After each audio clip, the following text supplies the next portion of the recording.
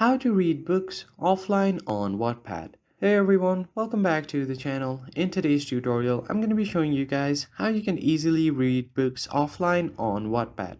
But before getting started, don't forget to hit the like button down below and subscribe to the channel. So let's just jump right into the video. If there is an interesting book that you want to read and you also want to have access to it offline, then this is how you do it. First thing first, open up your Wattpad and make sure that you are logged into your account. Now you'll just have to find the book that you want to read offline. So for example, I'm just going to swipe through these. So I'm just going to tap on this one right here.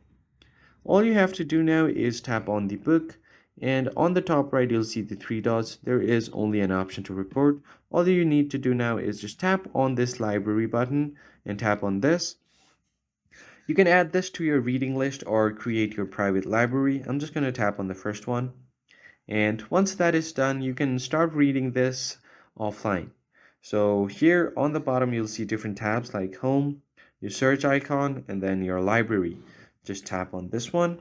And here you will see the books that you have added to your library. And you can start reading this even if you are offline. So that's pretty much it, guys. I hope you found this tutorial helpful. I'll see you guys on the next one.